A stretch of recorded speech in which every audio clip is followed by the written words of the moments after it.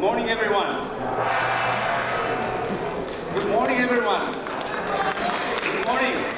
Welcome to the first Ignite Stage show of the day.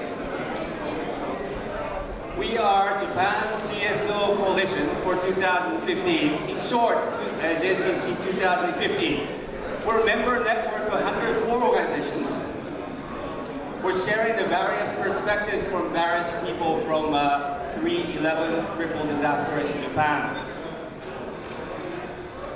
Today, we have a university student from Fukushima, and it's quite a rare opportunity for you to listen to their live experiences. Let me introduce you. We have Ms. Keiko Takahashi, who is from Okumamachi.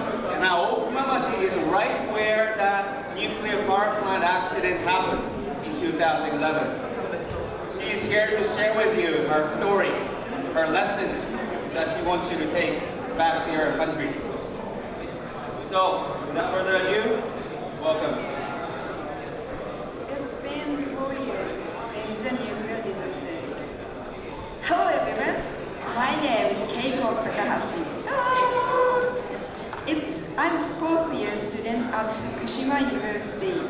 I was born and raised in Okuma town in Fukushima Prefecture, where the Fukushima Daiichi nuclear power plant is located. Having spent 18 years there, I have come to love my town. Have you thought of the nuclear disaster?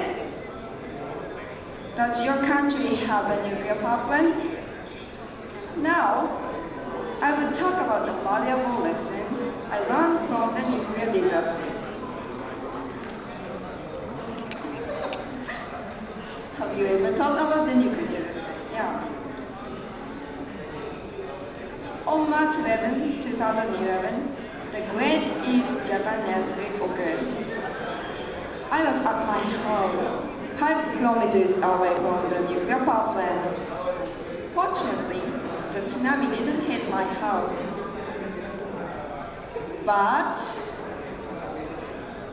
on March 12, the government evacuated citizens outside of Okuma town.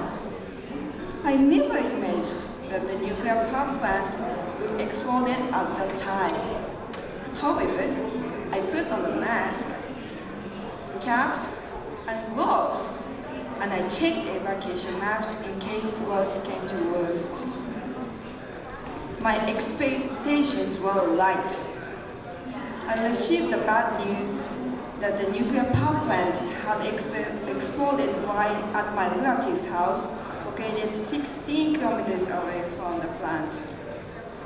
I still remember how I felt when I saw the footage on the TV screen. I thought, it's over. I can never return there. But on the other hand, there was a part of me that felt like I was just watching a movie. I still cannot accept the fact that I have been unable to return to my house since that fateful day. I was able to evacuate all the way to Yamanashi Prefecture, located near Mountain Fuji.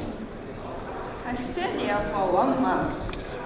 The reason why my short was so short is that from May, I had to start school at Fukushima University.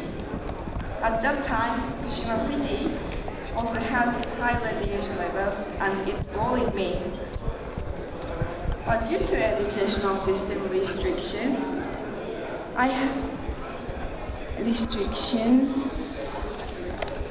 I wasn't able to change school, and I gave up to trying to switch.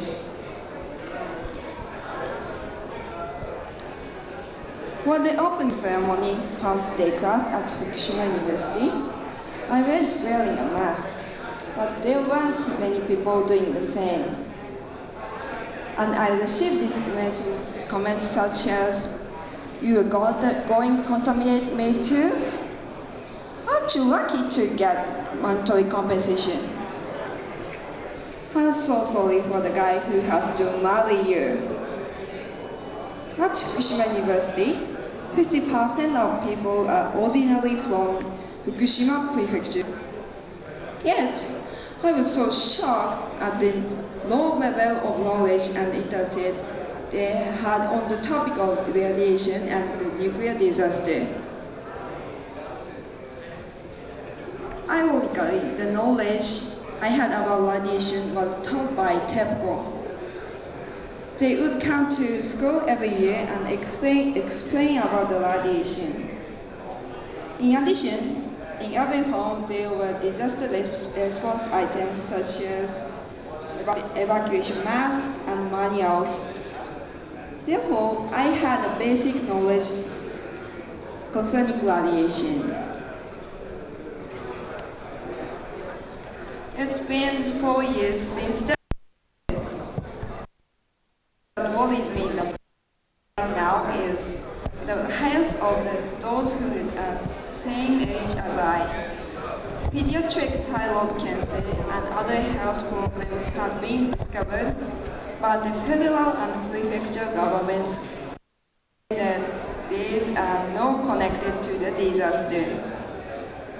Instead of worrying about whether or not to identify these health problems, I would like them to simply extend their hand to the people who need it the most. These are two things that I'd like to share with you. Number one, these need to be nationwide education on radiation within all of our countries. This is a way to protect us from radiation exposure and will prevent discrimination. Number two, the government has to give free medical treatment affected population.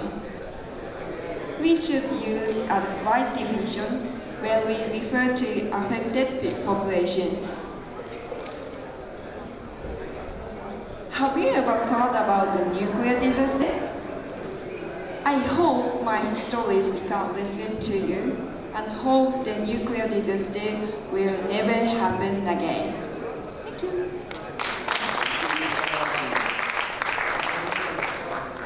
Ladies and gentlemen, why are we doing this? Why are we communicating these lessons to you? We've learned a great deal from Chernobyl in 1986. We've learned a great deal from Fukushima in 2011. We don't want that same mistake to happen again. And by sharing these lessons from us, we think it's the only way to prevent future catastrophe, such as what we saw in Fukushima. At JCC 2015, we produced this booklet called 10 Lessons from Fukushima. And these are lessons from residents of Fukushima and those working in Fukushima. We really want you to take this back, especially if your country has a nuclear power plant. There's so many things that you should know. Yeah? We've translated this booklet into English, French, Korean, and Chinese so far. The original document is in Japanese. We will translate into more languages in the future. We also have these booklets in a major group booth, which is right behind you. And the PDF version of these booklets you can download from fukushimalessons.jp. It's the commitment from civil society in Japan toward a safer world, which we all owe. Thank you very much, ladies and gentlemen, for coming today. We have a few minutes to take your questions. If you have any. Yes. Yeah, please speak. I'm a professor of civil engineering and environmental studies. I come from Jordan, Middle East.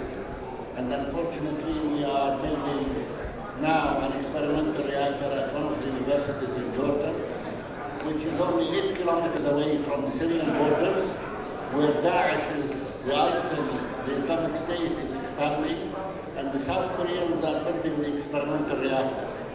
So we are very worried, and we have also planned to build 2 more big plants in the middle of the desert where there is no water, and the culture of safety in the Arab world is very low. So I think I would like to recommend 2 more lessons for your presentation in the future.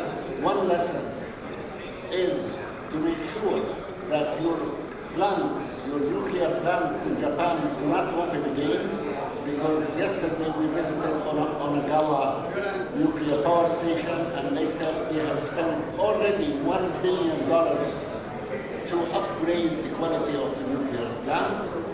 And also I want you to look back at the Fukushima disaster and see why your government lied to you, why your government did not tell you the truth.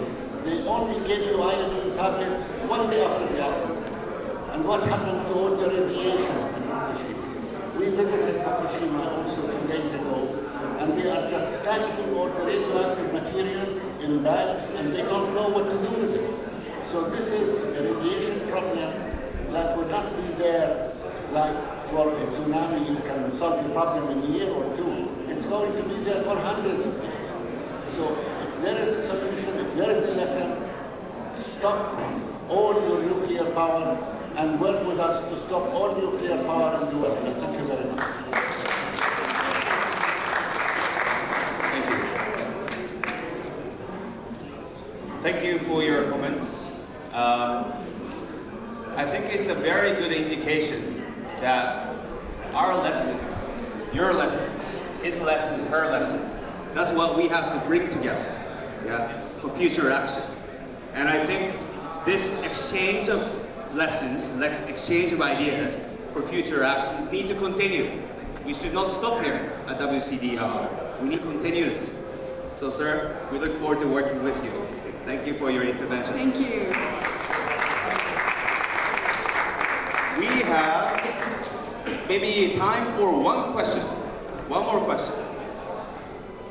Okay, you have the floor. I am from Bangladesh. I am also the professor of environmental sciences.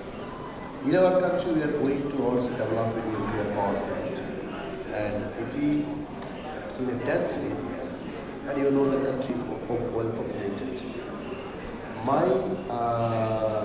What I would like to know that what would be the community preparedness before constructing a nuclear power plant? If you have any suggestion, you can do. Community preparedness before constructing or in and around the nuclear power plant area. Thank you, sir.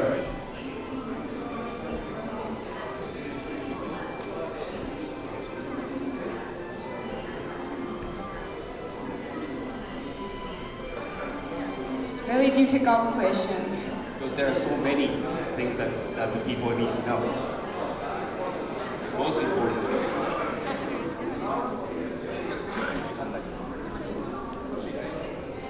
Okay. So the thing that Ms. Takahashi has suggested from her experience is that please think about what happens if it goes wrong. Now the risk identification and risk disclosure is must before you build it.